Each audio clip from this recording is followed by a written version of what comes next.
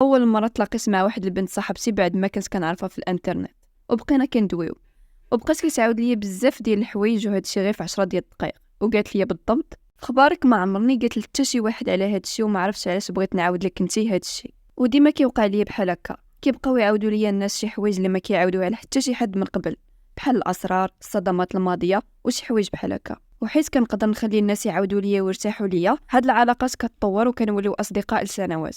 واليوم غنوريك كيفاش تخلي الناس ينفتحوا معاك وغتخليك دير علاقات اللي قويه. خاصك غير جوج حوايج.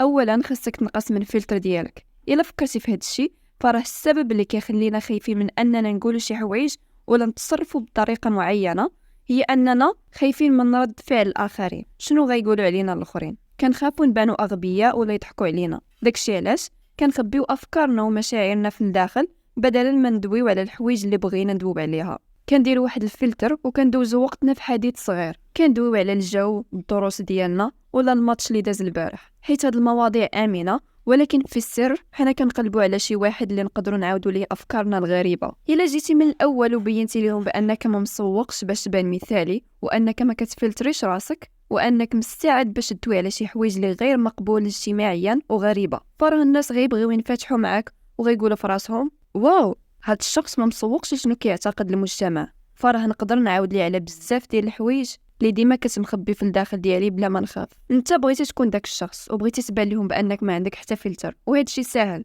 كل ما عليك دير هو تشارك ولا تعاود شي حاجه اللي خارجه على المألوف. مثلا بعض المرات كنقول الناس انني كندوي مع الحيوانات بحال المشاش ولا النباتات، وكنتخيل انهم كيجاوبوني وكنبقى ندوي معاهم. اللي بغيت نوصل لك هي انهم ملي كتعاود شي حاجه غريبه فراه الناس غيستجيبوا لك وغيقولوا مع راسهم واو هذا مسطي كريزي مان.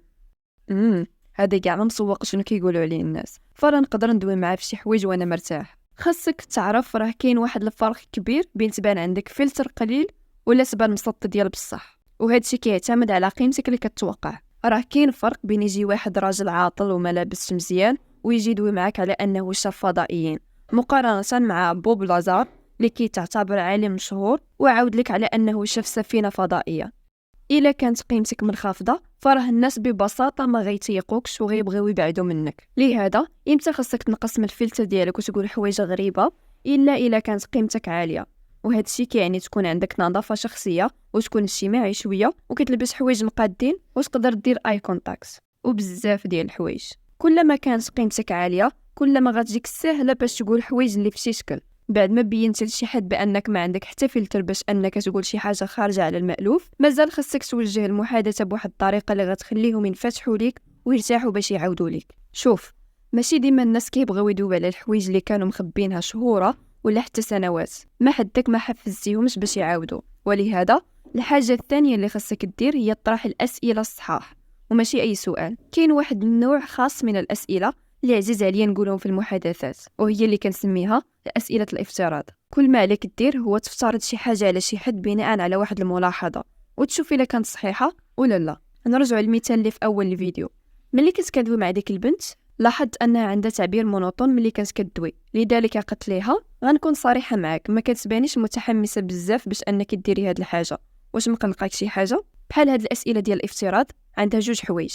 أولا كتبين انك بصح كنتي كتسمع، لان الطريقه الوحيده اللي غتخليك تفترض بحال هاد الاسئله هي انك تكون مركز 100% في الهضره اللي كانوا كيقولوا وكيفاش كانوا كيهضروا ولغات الجسد ديالهم.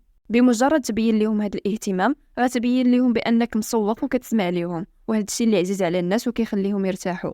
ثانيا كيخليهم يديروا رد فعل. الا كان الافتراض ديالك خاطئ فراه غيبغيو يصحوا لك، يقدروا يجاوبوك ب او لا ماشي ما متحمساش، انا غير عييت من السفر اللي كنت فيه وشي حاجه بحال هكا. في هذه الحاله ببساطه خذ هاد المعلومات ودوز لموضوع اخر. يمكن لك تبدا تدوي على كيفاش تنقص من التعب ديال السفر، هادشي راجع ليك. ولكن اللي لقيت هو انك كون كنتي منتبه ديال بصح فراه غتقدر تقول الافتراض اللي صحيح بعض المرات، وملي وقع هادشي ويكون صحيح غيبداو الناس قريبا ينفتحوا معاك، حيت هذه هي الاشاره اللي خلاتهم يحلوا داك الباب ويخرجوا كاع المشاعر والافكار اللي كانوا مخبينها لداخل. كنا كنعرفوا انهم اللي كندوي على المشاكل ديالنا كيخلينا نقصوا من التوتر اللي مرتبط بها. والا قدمتي واحد الافتراض اللي صحيح فراه ديجا قلتي لهم سلام انا هو الشخص المثالي اللي تقدر تعاود ليه وانت مرتاح، ما عنديش فلتر، لهذا ما غنحكمش عليك، وزيد عليها انا مهتم بك في هذه المحادثه، لذا تقدر تعاود ليا. وهذه هي الطريقه اللي غتخلي الشخص ينفتح معك، بانك تنقص من الفلتر ديالك وتطرح اسئله ديال الافتراض.